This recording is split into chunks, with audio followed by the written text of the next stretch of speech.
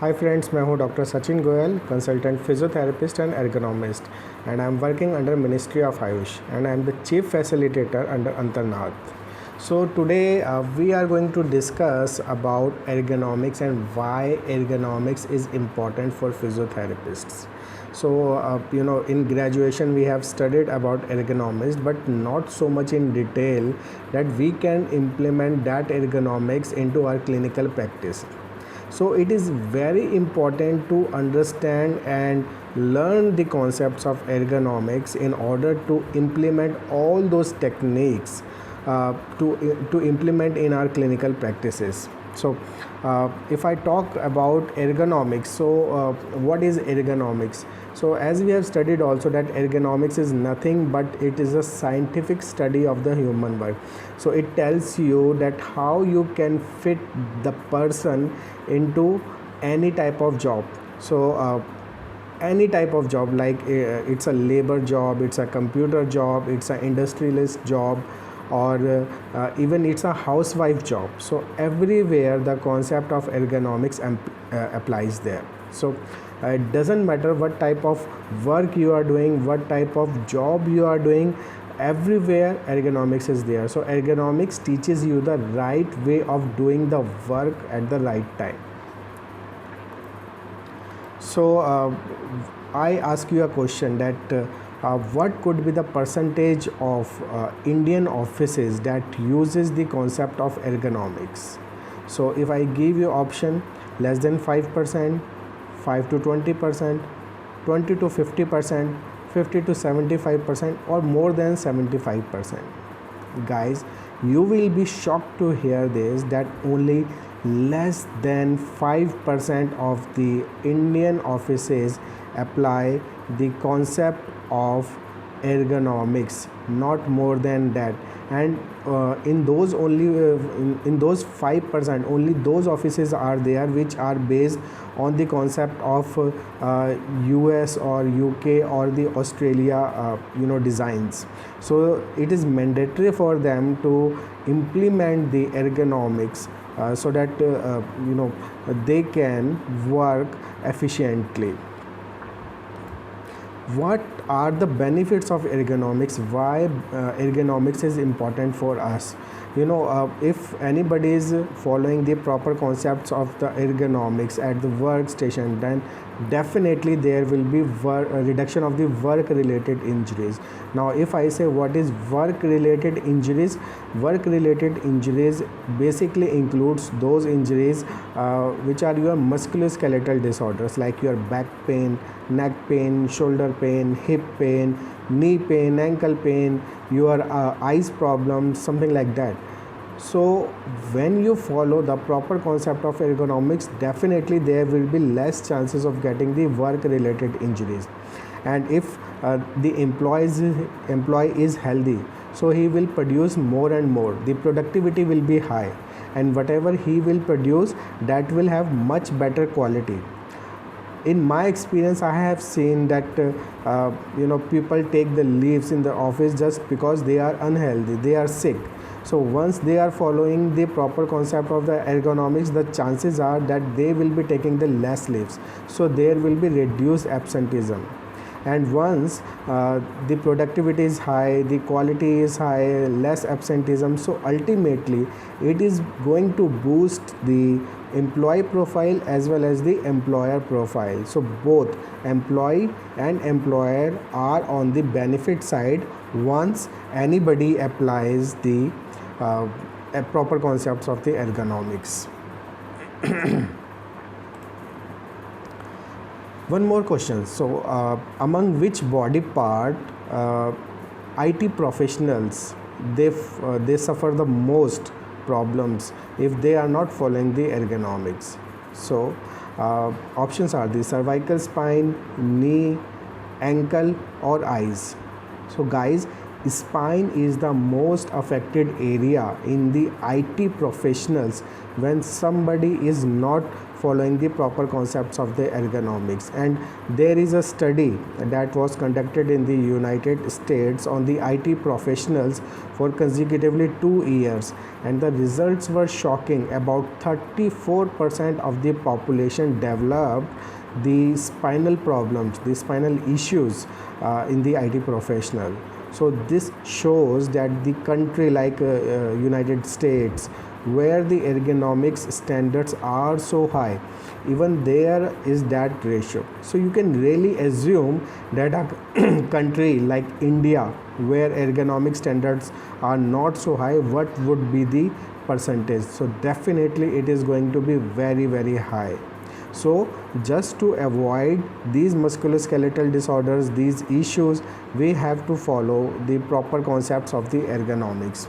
And once if anybody is having the musculoskeletal disorder, so we are very much aware about what symptoms could be thereof. So there will be pain, there will be reduced range of motion, there will be swelling, there will be aching, there will be loss of flexibility, and all those symptoms whatever you can get due to that musculoskeletal disorders.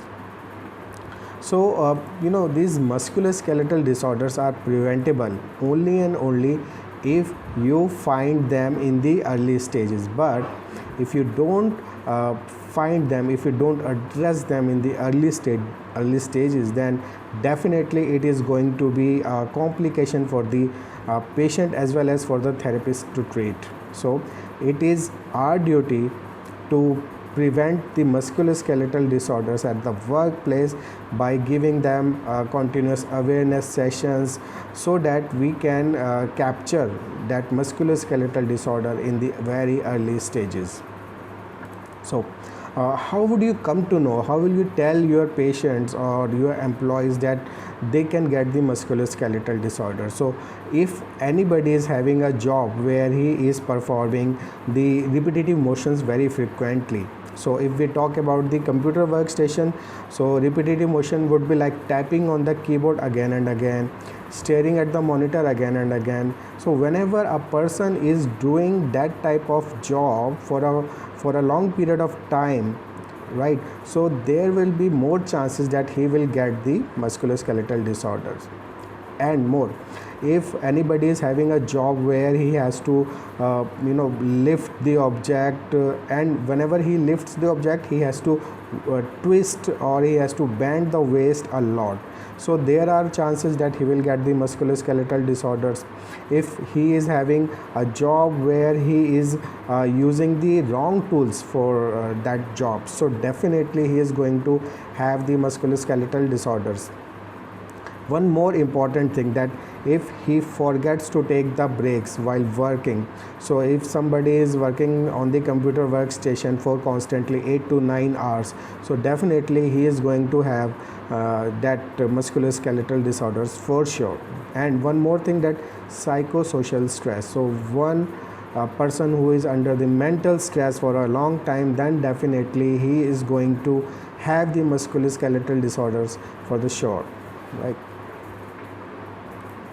And there are certain risk factors also, which can lead to that musculoskeletal disorder. So that could be if anybody is sitting in the awkward posture for the long time. So if somebody is watching the TV in the wrong posture, if somebody is computing in the wrong posture, or if somebody is even lifting something from the floor in the awkward posture, so definitely this awkward posture is going to lead the musculoskeletal disorders.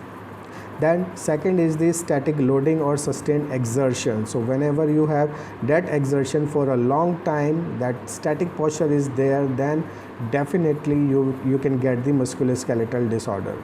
So there can be other factors like the force, vibrations, insufficient rest times, and of course as I said that the mental stress is one of the factors. So once you have all these factors, or a part of these factors, so there are chances that you will get the musculoskeletal disorders for sure. Now, the ultimate purpose of understanding the ergonomics for the physiotherapist is that is to reduce or eliminate the stresses which are leading to the musculoskeletal disorders. So whenever you do the assessment of any workstation or even the posture of an employee, so you will come to know that what are the basic factors which are leading for his musculoskeletal disorders, and accordingly you have to eliminate or reduce that factor. So the theory says that your body is designed to do work. When it works in positions or postures in which it is designed to deal with physical stress, there is no problem. But when this problem goes for the long, so there will be occurrence of the muscle imbalances in the body. So as we are completely aware about the upper cross syndrome, the lower cross syndrome, that are perfectly result of your awkward posture. So when for example when you are having the forward head posture, so what ultimately it is going to deal with, so it will create the extension in the upper cervical spine, the flexion in the lower cervical spine. There will be tight pectoralis major and minor, and there will be rounded shoulders. There will be increased kyphosis in the dorsal spine, and so this creates a chain of events that occurs in the muscular system of our body. So whenever there is awkward posture for a long time, there will be muscle imbalance due to stretching of one compartment of the body and elongation of one part of the body. So that muscle imbalance we have to deal with once you are dealing with the awkward postures of an employee or the workstation. So there are 6 factors that completely decides the ergonomics for any type of work. It's the posture, the workstation design, the breaks, the general health of that employee, the schedule of that employee, and definitely the psychogenic stress. Now if we talk about the posture more, so there are faulty posture due to 2 types of things. One is your positional and second one is your structural. So if we talk about your positional, so that is more temporary like. So what could you have in that? So in an employee can face the poor postural habits, so that could lead to the malalignment in the body. Muscle imbalance can be there. That malalignment can be due to the pain also. There are certain respiratory conditions by which you can have a wrong posture. If you have a general weakness also, in that cases we have seen that the muscle imbalance is there, the postural malalignment is there. If you are obese, if you have excess weight, then also you can have the postural malalignment. And also if you have loss of proprioception or the sensations like tabes dorsalis or cerebellar ataxia, then definitely you may have the postural malalignment. Then there are second category, the structural factors, where the changes are more permanent one. Like if you have congenital anomalies like hemivertebra, if you develop problems like scoliosis, if you have neurological problems like flexidity or spasticity, or if you got the trauma and just after the trauma you got the postural malalignment. So in these 2 categories, whenever you assess the posture, you categorize them into these 2 categories, the positional one and the structural one. So guys, now if we come to the postural inspection. So as we have studied in the graduation and post graduation, that whenever we do the postural inspection for any patient or any employee, so we do it by 3 ways. So one, we do it by the observation. The second one is your palpation, and third one, if there is need of inspecting the leg length discrepancy, then we do it by that way. So observation of the posture that we do in 3 ways. So when person is standing in the anterior position, the lateral position, and the posterior position. So we'll discuss one by one. So if we are observing the patient or the employee in the lateral side, then what are the observations? So that plumb line, or that the line of gravity that must pass through the auditory meatus on the upper side, the acromion process through the shoulder, the mid thoracic region, the greater trochanter, the lateral femoral condyle, and definitely the lateral malleolus. So once that plumb lines passes through this, so by this, if there is any deviation in that line of gravity, so you can easily found where the problems are arising and where could be the muscle imbalance. So accordingly you will give the treatment. If we talk about the anterior view, so that plumb line must pass through your head, your chest, your umbilical area. So if I talk about the midline, that covers through your that midpoint of your forehead, then tip of the nose, then chin, then your xiphosternum and sternum, and then through that to the umbilical area. So if there is any deviation in the anterior view, so you can judge accordingly also. Then you have the posterior observation. So you judge the that midline is passing through your occipital protuberance here in the midpoint, the cervical spinous process, the scapular border, the both scapular borders, the midpoint, the thoracic spinous processes, the lumbar spinous processes, and the median sacral crest. So if there is any deviation in the line of gravity through these points, so you can easily find where the problems, and scoliosis is one of the problem which you really find in the posterior view. Now we come to the palpation. So in lateral aspect, if the patient is standing in the lateral position, so you will palpate the ASIS and PSIS on the same side, and generally the angle between the ASIS and the PSIS is about 8 to 10 degrees. So if that is more or that is less, that will give indication of the pelvic tilting, the more pelvic tilting. So accordingly you will come to know whether there is the increased lumbar lordosis or not, or where the basically lower cross syndrome is, and what are the muscles that gets affected. We talk about the anterior aspect, so you will palpate the patellar position, whether it is high or low, that's called the patella alta or baja. Then your iliac crest heights you have to notice, the ASIS heights you have to palpate, the lateral malleolus and the fibular head heights you have to notice, and of course the shoulder heights you have to palpate. In posterior aspects, you will palpate the PSIS positions, the spinal alignments, and the scapular positions. So if we talk about the workstation modification, so whenever if a person is doing a computer work, or he is an IT professional and does his work for about 8 to 9 hours in a day, so you have to guide them, you have to give the advice that whenever you sit in the chair, there should be some modifications in your posture as well as the workstation. So what are these? So if we talk about the chair, so as you know that everyone is not having the same height, so you will adjust the height according to the height of the chair. So how will you do that? So you have to say to the patient that whenever you sit in the chair, your hip and knee must make an angle of 90 degree. Your feet must be firmly placed on the floor. Your lumbar spine area must be supported. Your the cervical spine must be supported, and your head must be straight, right? Your shoulders must be relaxed.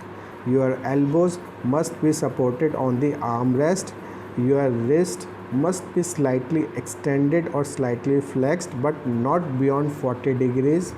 And if you do that, so that position completely improves the posture in your chair. And how you can do that? By modification in the workstation. So if we talk about the monitor, so monitor, whether it's a desktop or laptop, doesn't matter, the monitor should be at the level of your eyes,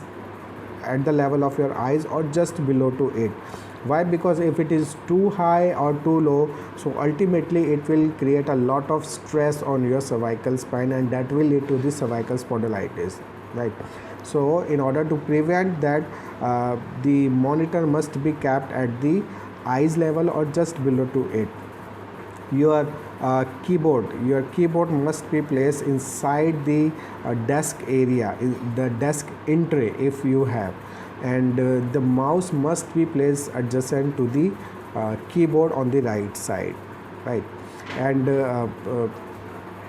as I said that your feet must be firmly placed on the floor, so you can take a support of the footrest also if there is need of also, right? If anybody is having a job where he or she has to call on the phone for the long time, so you can give the suggestions that instead of holding the mobile phone or the receiver like this for the long times, better to use the headphone, as you have seen in the call center jobs. So these are the basic modifications that you can do in the posture or at the workstation, by which to a certain extent you can avoid the musculoskeletal disorders. Then there comes about the lighting. So whenever you are guiding on the lighting at the workstation, you have to advise them that there should be about 35 to 50 candles of light at the workstation, and that light should not come from the to the back side of yours, or it should not be in front of your laptop or the desktop. Rather, the light source must be in through the sides of the to the workstation, and if it is a natural light, it's wonderful. Otherwise, the light source should be the ceiling side also, and that should be a moonlight, not the yellow light, right? So all these factors you have to consider. And if there is any need of putting the anti-glare screen, if that hurts your eyes, so that you have to advise also. Now there is a concept of breaks, so that says that after every 20 minutes you have to take 20 seconds break and look at the 20 feet away. Why is it so? So it if you don't do this, after staring at the monitor for the long time, that creates a syndrome that is called the computer vision eye syndrome. And in that, the watering from the eyes, redness in the eyes, itching in the eyes, discomfort in the eyes, and the blurring of vision, that's most commonly in the computer professionals. So just to avoid that, just to give relaxation to your eyes, it's very necessary that you follow the principle of 20-20-20. Now other than that, there are some stretching exercises which you have to advise them. So starting from the neck area up to the ankle area, whatever the stretches can be, you have to advise them. The more focus should be on your spine. So all the movements of your spine, if we talk about the neck area, complete flexion, extension, side bending and rotation, that must be done, same as with the lumbar area, and as well as the shoulder stretching, the wrist stretching, the elbow stretching, the knee stretching, the ankle stretching. All these stretching exercises, you have to emphasize them, that you have to perform at the workstation after every certain period of time in order to prevent the musculoskeletal disorders. So once you follow the principles of modification in the posture and workstation, and you follow the stretching exercises, then it's very possible that you can maintain your computer job till your retirement. Otherwise, what would happen after 10 or years or 15 years, there will be a stage in your body when your body is not able to give 100% to your job. So in order to maintain that, there should be perfectly modifications at the workstation and in the posture. So other than that, if somebody is having the musculoskeletal disorder, so just advise them to go for the physiotherapy. So where in that particular physiotherapy, you can go for relieving the pain, relieving the muscle spasm, reducing the swelling, maintain or improve the joint motion, maintain or improving the muscle power, to avoid the recurrence and to get awareness and educate the others. So all these things you have to keep in your mind whenever you are going for the ergonomic evaluation at your clinic or in the industry. So guys, I think that it would be very helpful. If you want to learn more and more about this ergonomics, just contact me and I'll guide you from where you can do more detailed ergonomic courses. Thank you.